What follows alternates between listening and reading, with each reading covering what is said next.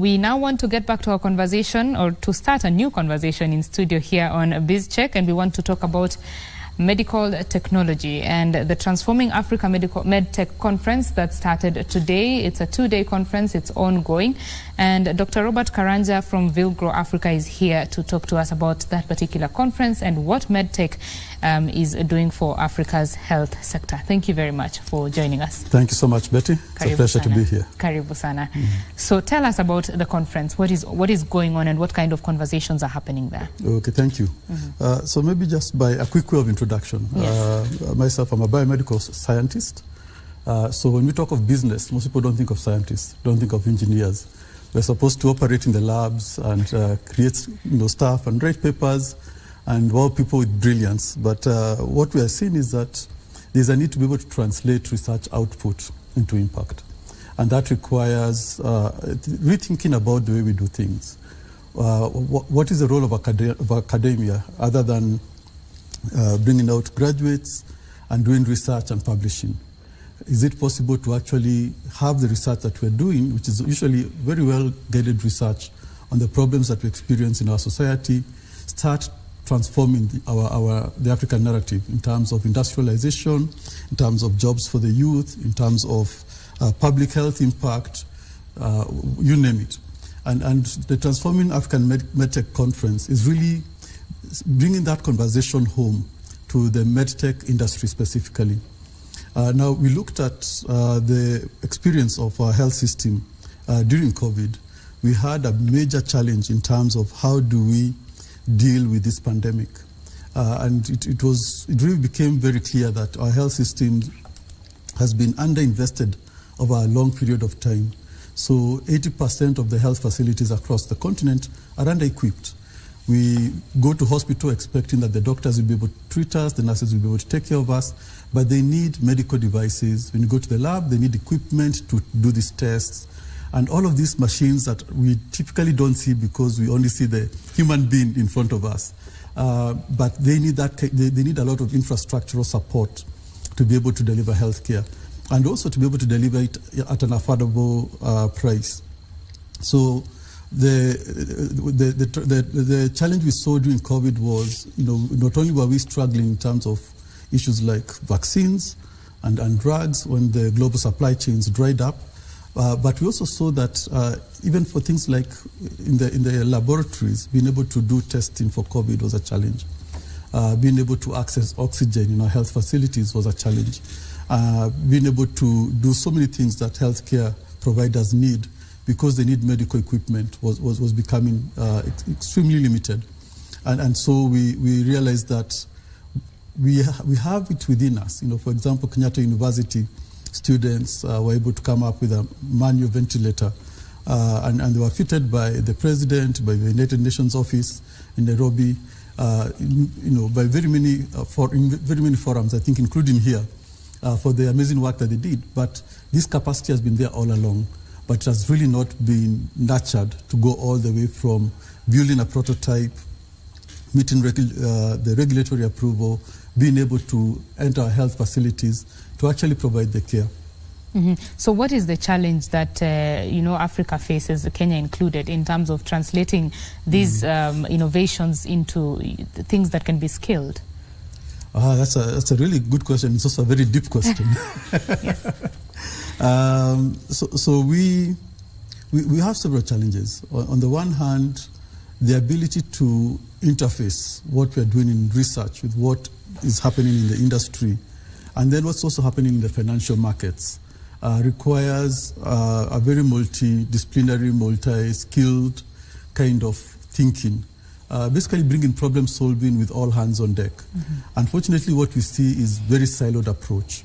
Most academia hang out with academia. Most people in the financial sector hang out with people in the financial sector. People in the industry, likewise, they'll go to the banks when they need money. So what's happening is that we are not being able to connect the dots. And I think that's the number one main issue. And then the second one is also sometimes, we're not able to connect the dots because of the language. Me and you are here, we're speaking in English, and I think we understand one another. But this English can be very interesting. The same words that we are using, like transforming or medical might mean something to an engineer, it may mean something different to a doctor. When you're trying to get financing from the financial markets to invest in the innovation, you need to speak to them like a business person. You need to alert them as to what is a business opportunity. Why should they back you? What is unique about this innovation of yours? And those are skill sets that a lot of people in the academia in STEM really do not have. For most scientists, most engineers like me, if you ask them, when's the last time you did any course on commerce? Do you know how to read a spreadsheet? We'll probably tell you, you remember in Form 2 when you were selecting subjects, yeah. Because then at that very early stage in our lives, we're already now being driven in a certain direction. And so you then start realizing it's not just even language, you even have structural barriers to connecting these dots. And so we really believe we need to, in many ways, have what we call the triple helix, being able to have academia that studies our problems, comes up with solutions, innovates, invents new technologies, the industry, which covers both the financial markets that are looking out for opportunities to invest in, by the way, but they are not hearing from these guys over here, and also the people who are in the manufacturing, in distribution, the entire value chain needs to be able to understand what is this technology that's being developed here within this space, and how can we plug into it. And then the government needs to create the enabling environment. So what does it take to be able to move? So let me put it this way. It's like having a choir, and all these people are supposed to sing together, but they have very different motivations. So you need the government to come in and read the landscape, understand that this character is motivated by XYZ, this one by ABC, this one by GH, and make sure that their motivations eventually converge so that they start working in a concerted effort. Yeah. Right. So now what needs to be done? Because governments can invest. There's also the private sector that needs to also invest in this sector. What needs to be done to ensure that the med tech is growing in Africa? That's a brilliant question. So in Africa right now, there's a lot that's happening, especially in the innovation space. And sometimes we measure what's happening in the innovation space just by looking at how much investment is happening in this, if I was to call it an industry, or if I was to talk of the startup ecosystem.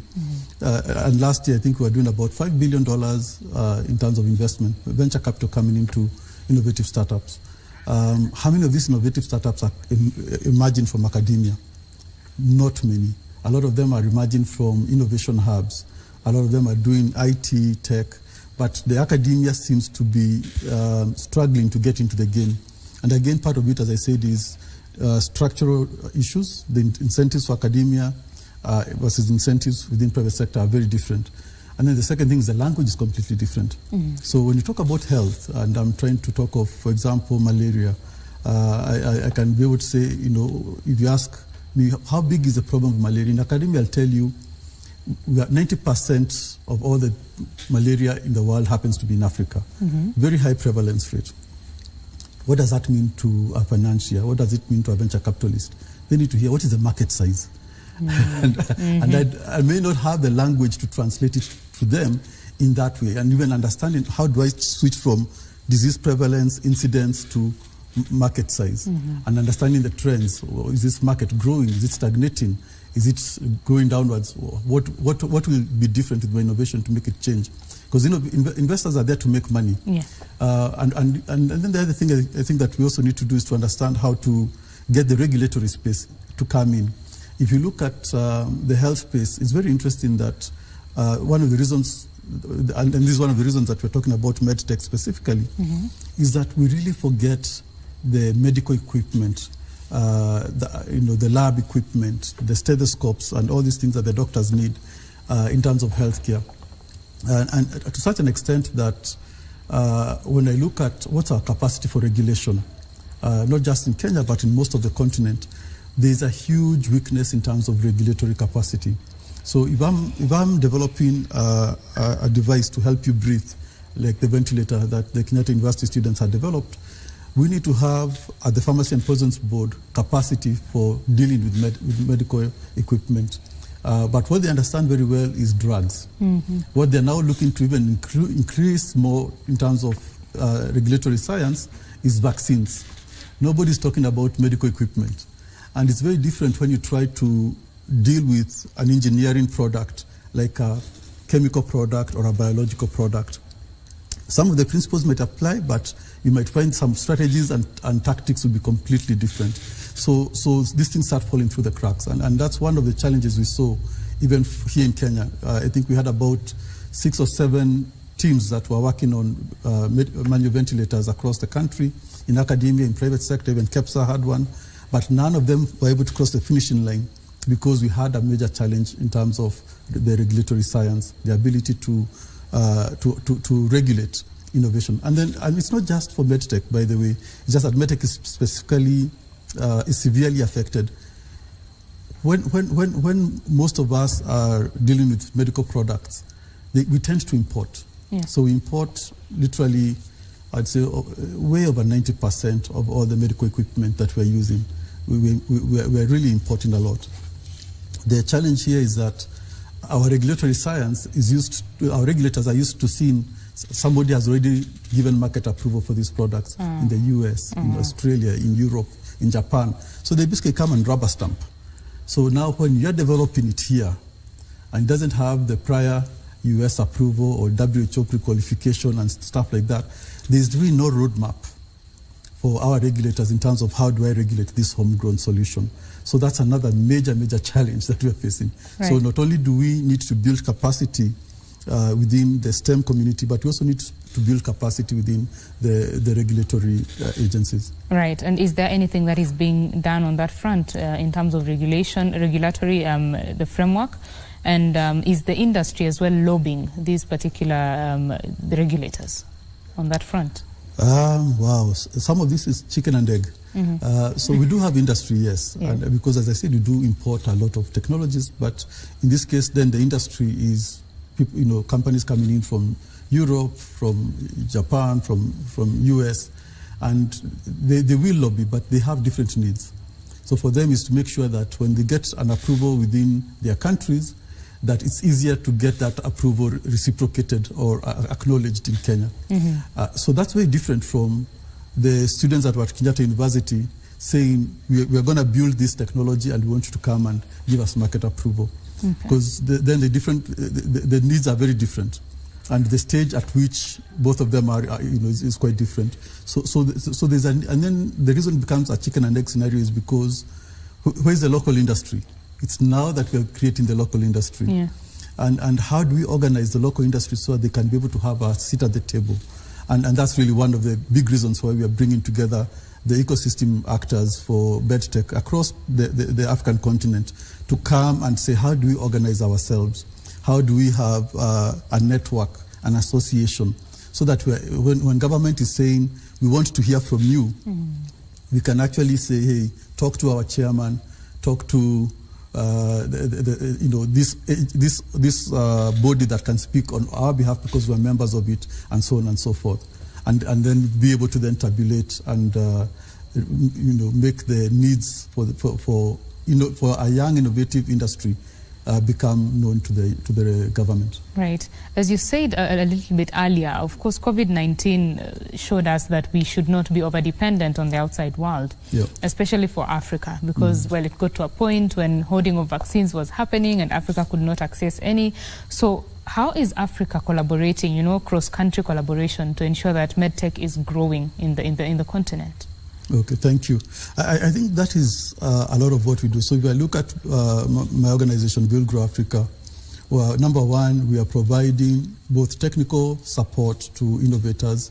We're also providing financial support. So we also invest in startups that are developing homegrown solutions, not just in Kenya, but across the continent. And so we need more of that. I think we are literally a drop in the ocean in terms of the need. And in terms of the talent and expertise that I'm always shocked by just how much, in terms of human resource talent, we really have on the continent. But they need capital to be able to take the ideas forward. The second thing I think is also they need to be able to understand how do we support them in terms of leveraging our academia. So a lot of this innovation work needs a lot of infrastructure. If I'm going to be experimenting as an engineer, I need laboratories, I need spaces that give me the equipment to build my prototype, refine it, develop it, and even start doing the translational research towards industrial manufacturing. And think, working out how do I even manufacture this at scale. All that has to be defined through R&D. There's no copy-paste, and that capacity exists primarily, as of right now, in our universities. So how do we get universities to open up and be able to share that resource to innovators, of course within the university, but even outside of the university. Then the other thing is also to revisit the national innovation systems. So a lot of countries, again looking at Kenya, we have the Kenya Industrial Research and Development Institute that should be able to do that translational research from lab scale to pilot manufacturing scale. Are they equipped, are they funded enough to be able to support that part of the value chain?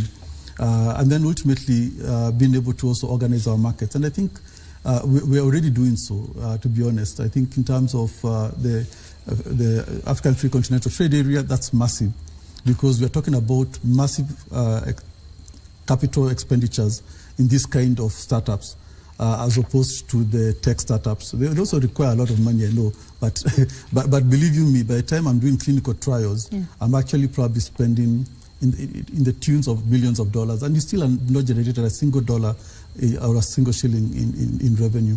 So being able to then ask, where is the market that can enable an investor to recoup that investment? So we do need to harmonize our regulatory processes. We do need to open up our markets, because this is a game that you can only do with an export, as an export game. I don't think we have a single country on the continent whose domestic market is big enough to warrant the effort or the investment. So we also need to then understand, now we get into the issues of the foreign affairs, trade policies, and regional economic blocks, and how do we ensure that all of these things are working towards building Africa's homegrown industry in the medtech space. Which is very important, of course, because Africa's health sector is not yet as developed as that of the developed world, and there's a high need. Now, the government has, let's say it holds the health sector of the country and maybe of the continent. So as a consumer, what can the government do to support this industry? There's a lot. I think, and you're very right. Number one, in the health sector, the biggest customer will always be the public health system. So the first question is, how good of a customer is this public health system for homegrown solutions? Are they buying? And this could be anything, including like hospital beds. I remember in the previous government, the President Uhuru, talking about, can we make hospital beds? Because you have to ask yourself, why are we importing hospital beds? What is super special about these hospital beds? Well, they are special, and there are standards you need to meet for it to qualify to be a hospital bed, because you have to think about issues like diseases that you can acquire in hospital. So how do you clean? How do you maintain them? How do you sterilize them frequently? Otherwise, hospitals can be a major place of contagion. You can all go there and work out worse. So there are some aspects that come into some of these things. But my question then is, how can the government really adopt homegrown solutions? We do need to have a market. We do need to see government being able to have procurement processes and policies and regulations that speak to health products. It's very different. For example, when you're doing, you're looking at the national procurement process, because they're all competitive. And in almost every case, you even when you put in a tender, there has to be comparisons. The thinking is how do I get the lowest, most affordable price? And in healthcare, that is not necessarily the case. Most affordable does not mean the most cost-effective. And then in some cases, there are also hidden factors. So you may find you're talking about a product that, even to use it, it requires you to also buy some other infrastructure. So the holistic thinking and what we call the health technology assessment or health technology evaluation to drive our procurement processes in government does not exist. Okay. So we are still seeing healthcare products being bought as if it's buying stationery for the school. And then you, of course, end up in a lot of problems. And we actually saw a big example of that in the Managed Equipment Services program, again, that happened not too long ago, where we basically said, hey, we're going to go and get the best medical equipment in the world, come and outfit 92 or 98 hospitals across the country and fix this health system problem once and for all. Mm-hmm. What we discovered was not, to me, it was not a shock, but I think it was a shock to the system, that those equipments are designed for a different market, and they're not a really good fit for us. Today, if you walk through our hospitals, you'll actually realize, like I said, 20 to 30% of medical equipment is what's operational. 70% of it fails within 2 years. And behind every hospital, we have what you call either, you can call it a museum, or a junkyard, or a graveyard of medical equipment. Why? Because of the issue of fit. They are designed to solve a problem in a specific context. Okay. Our context is a very low resource setting context. And so the assumptions that they make in the design and the development of those equipments, when they come and plug and play them into our system, it backfires enormously. We have issues of power fluctuation, we have issues of dust, for example. We have issues of where do you get the supplies for spare parts, the talent for maintenance. A lot of it turns, I think almost 70% of the medical equipment in our hospitals tends to be donations. And sometimes, we are told you don't look at a gift horse in the mouth. But we do need to look. We do need to actually apply a lot of health technology assessment, because sometimes even the language of the manual is in Chinese, for example, or in Italian. I don't know how to read. When you say it's like Greek, to a lot of our health system, most of this equipment is in Greek.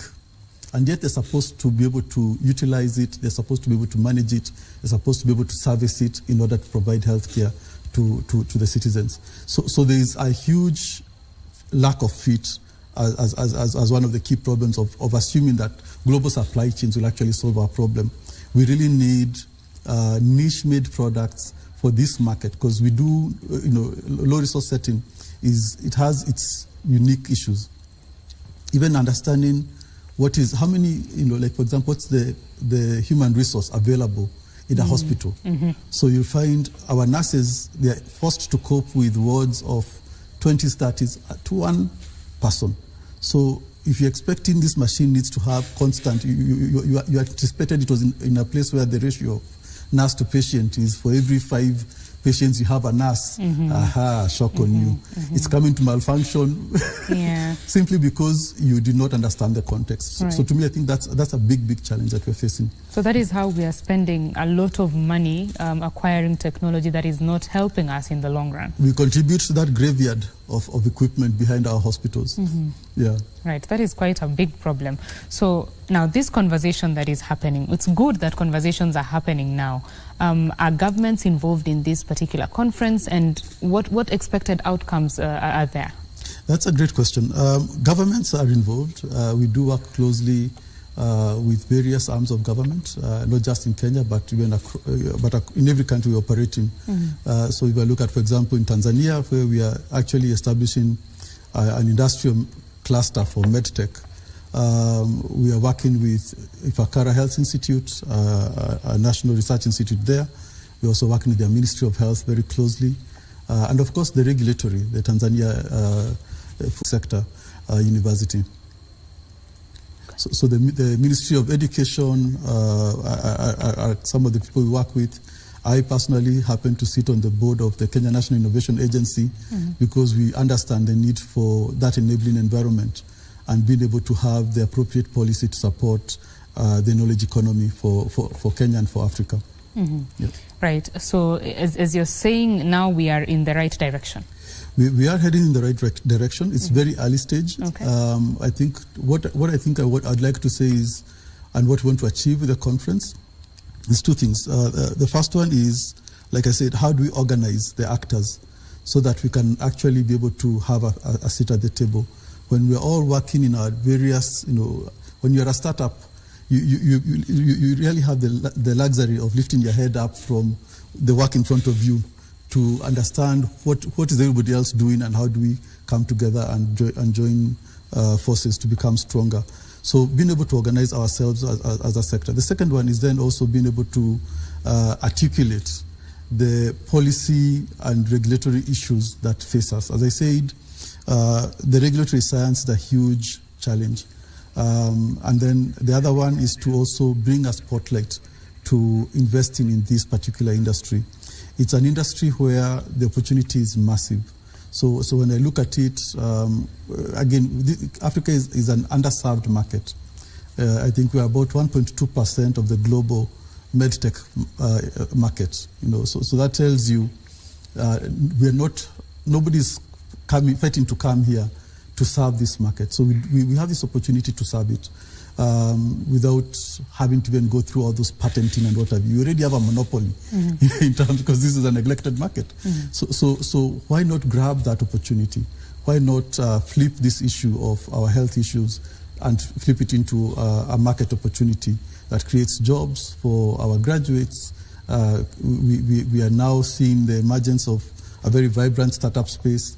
I forgot to tell you earlier, out of $5 billion last year, I think we only got about 120-something million dollars coming to healthcare. Not even medtech, all of healthcare. Wow, that's the only amount. Low. Exactly. Yeah. And again, part of it is because we also need to be able to bring attention to this space. That's why we're organizing this conference, so that investors are aware that there's a lot happening. There are people sitting in Tunisia coming up with solutions for the health system. There are people sitting in Accra. There are people sitting in Cape Town, people in Kampala, in Nairobi, all these places, Nigeria. But we have not done a good job of marketing our space as a target for investment in terms of venture capital. And also for R&D, because I think it could always, every university down will tell you, we are not funded enough. Yes. Yes. Yeah. Most of, or rather a lot of Africans have to travel abroad to seek specialized medical treatment. Yeah. And for some countries, medical tourism is even a main, foreign exchange earner. How is Kenya doing anything to position itself as maybe a potential medical tourism destination, especially for Africa, the neglected market? And what would it even take to get there? That is a good question. I think Kenya by default already is. When you if you go to some of our health facilities, or like on Saturday, not very early in the morning, but from around 10 o'clock, then you start seeing a lot of people sitting in those queues are actually not Kenyan, traveling in from our region to access healthcare here in Kenya. So there are things that we're actually doing right. But we're not doing enough, because we also know that we spend about 10 billion Kenya shillings annually flying people to India. And part of it is, again, going back to my point of why do we need local innovation. I think we need to be able to innovate for the technology, but we also need to innovate for the business model. And because I'm a big believer that the way we understand the health sector or the health industry in the West does not really work for us in Africa. Our purchasing power is not that great. We are very price sensitive. So we need to be able to have businesses that are, in essence, for-profit social enterprises whose architecture is big volume, lower margins, not I'm going to patent and then price gouge you as much as you can bear because I have the patent. So because what happens is when we're not able to afford it, we just die. And the difference is when it's me as opposed to a foreign company that is bringing the health solution, I won't sit down and watch my people die. I may be a little bit, I may have a much more stronger business acumen when it is somebody other that's dying. But when it is my grandmother, my mom, your sister, it doesn't make sense. You'll actually say, hey, why do we do all this work in the first place? It's because of our family, it's because of our community. So we do need to nurture homegrown industry, because they'll care about the quality, they'll care about the pricing, they'll care about the access of their solutions to the people that matter to them, which is us. Which is us. Working with county governments? County governments, yes, we are.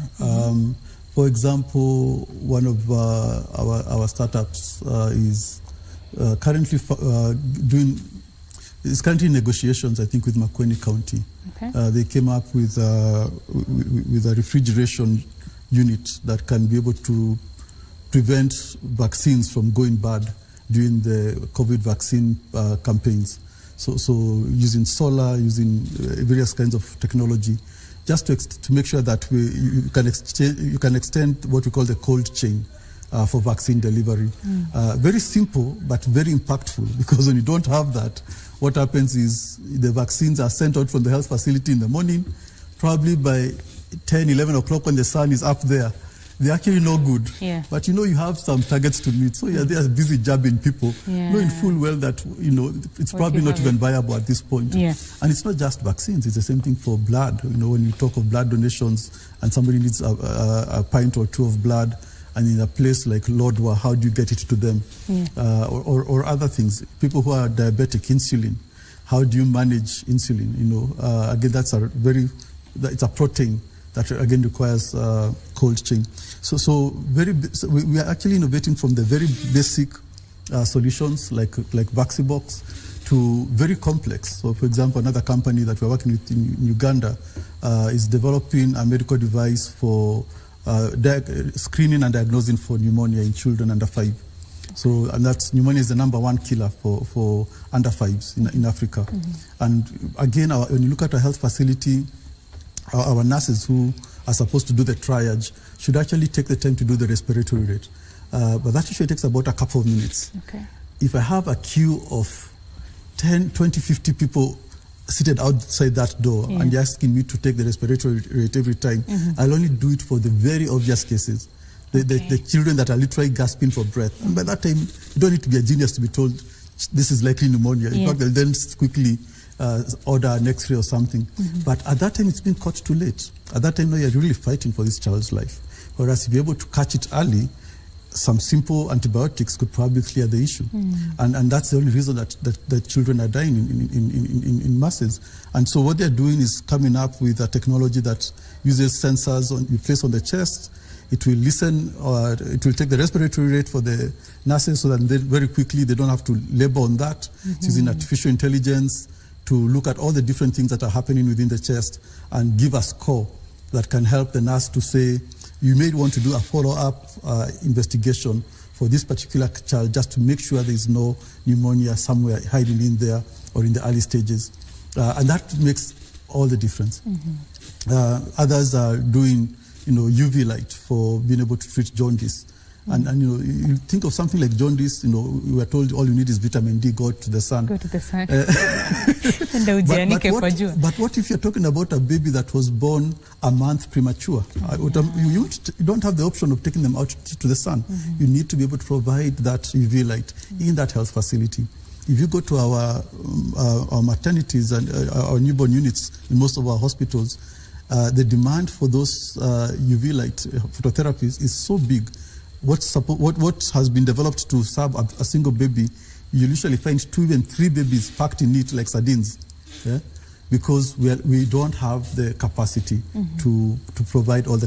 When I was talking about 80% of our health facilities are struggling in terms of medical equipment. Those are some of the issues that we're talking about, and we're saying, some of these things we can actually manufacture.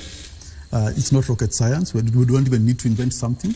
In some cases, like for the pneumonia device, that one is 100% invention with patents and all of that. And all of these things are coming from Africans who have had this capacity all along, but lacking the opportunities for technical support.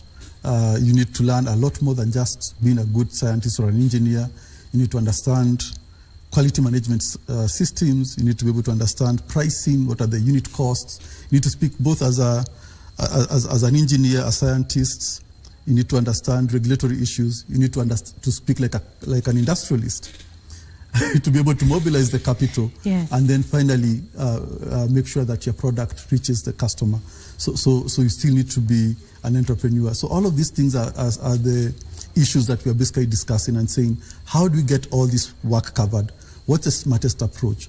You guys in South Africa, how are you doing it? How are you coping? Tunisia, you're doing very well. What can we learn from you? In Tanzania, building an industrial cluster from scratch. It sounds like madness, but they are doing it already. We have a cohort of about 6 startups that are at fairly advanced stages of building medical devices from scratch. And that starts to become the seed for an innovative industry here in East Africa for medtech. Uganda, again, full of technologies. Ethiopia, we're finding the same. Go to Ghana. All these places, there's a lot bubbling, but people don't know. So we're here to tell the story. Yeah. We're here to wave the flag and say, hey, you don't want to miss out on this. Yeah. This year, for example, I think the biggest exit in terms of the startups was not a fintech. It was InstaDeep. InstaDeep is an AI startup from Tunisia that was acquired by BioNTech for more than $600 million. It's the largest exit we've seen on the continent already. So here is a health startup that, again, everybody believes we only have fintech, M-Pesa, because that's what people believe makes money. Yes, and that is the story that is and that's being the story told. that's out there. And all I'm saying is, hey, guess what? Things are changing. The scientists are also stepping up the game. Engineers are stepping up the game. And we're seeing a lot of innovation happening within the medtech, the life sciences space, that is also not only attracting venture capital, but making venture capitalists rich. You want to be part of this. You want to be part of this, where the money is. Where the money is. Are the young people interested? Absolutely. And that's a great question, because there's the desire to have jobs for the youth. Yes. And I think the knowledge economy can achieve that for the youth more than any other sector.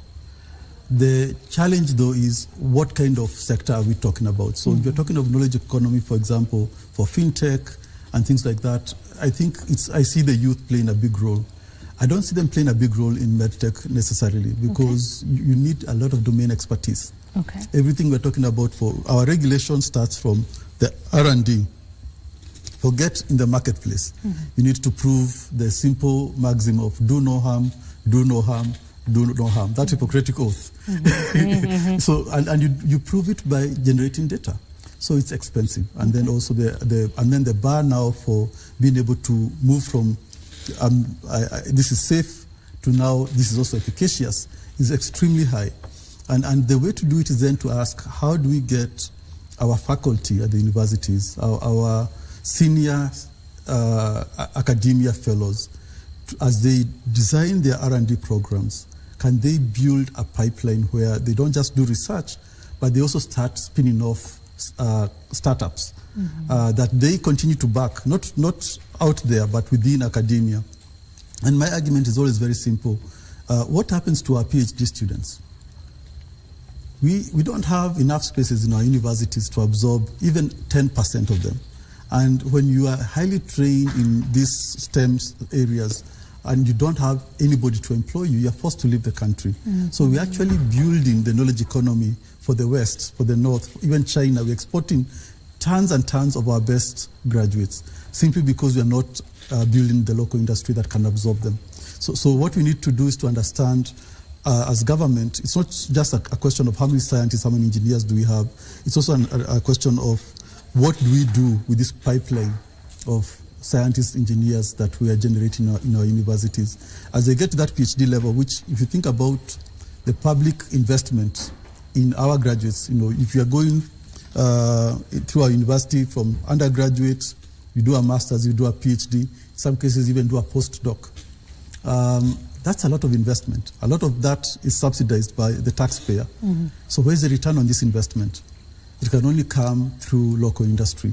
So the ability to then say, how do our universities start to shift into being technology parks, science and technology parks, industrial parks, so that this PhD student, that postdoc student, rather than them leaving the country they are told, okay, we finished your academic road pathway right now, but you can create a startup right next to your lab so that you can still access the equipment you used to have in the lab to do the next steps of the R&D for this particular product. And then now that way then, because they set it up as a startup that is still within the academia space, venture capitalists like Vilgro Africa, like Jaza Rift Ventures, again one of our organizers, are able to then come in and invest in this startup. And the professor that was probably the PhD student supervisor can also bring more R&D grant funding that can cross-subsidize some of the startup work.